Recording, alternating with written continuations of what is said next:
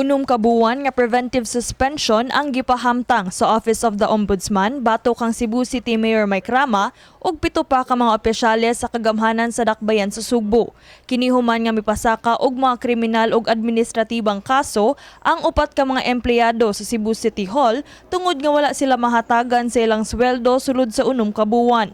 Lakip sa mga reklamante sila 𝗖𝗶𝘁𝗆 𝗡𝗆, Maria Almicar Jongzon, Chito de la Serna ug Philomena Atwell nga puros anaa na assign sa City Assessor's Office. Ugat sa ilang reklamo ang pagbalhin kanila paingon sa laing mga departamento mayo sa niaging tuig.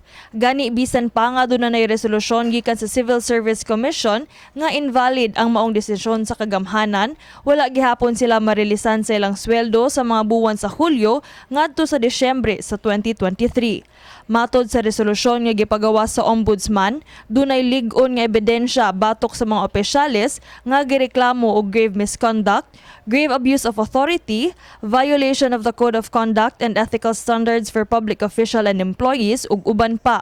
Gawas kang Rama, lakip sa mga gisuspenso ang City Administrator nga si Attorney Colin Rosell ug iyang asawa nga OIC Head sa Office of the City Assessor Maria Teresa Rosell, Assistant Department Head for Operations Angelica Bugaw, Administrative Division J.R. Pescante, Division Head sa Assessment of Records Management Lester Joy Beniga ug Computer Division Head Nelin Sanrojo.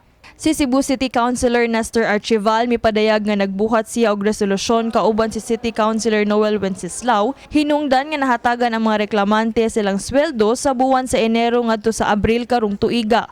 I made a resolution asking the city mayor na kanin silang mga tawhan na sweldoan considering na ay senior citizen unya na bata nga kanang ipatutoy ang usa so for humanitarian reasons ba. But I'm sad about this. But it could have been prevented kung ni-action pa ang atong city attorney o not the city administrator. Kalipay nga dunay kaguol ang gibati sa reklamante nga si Maria Jongzon kinsa 35 na katuig nga empleyado sa City Assessor's Office. Amo lang gyud ta na ato og nasulduhan lang gyud ta na midayon wala gyud ta problema sir. Wa ra gyud min imagine ka nakawat mi pila ka months ay min reklamo especially sa side sir no kanang ang grabe man gud mi ka-oppress dito sa taas sir.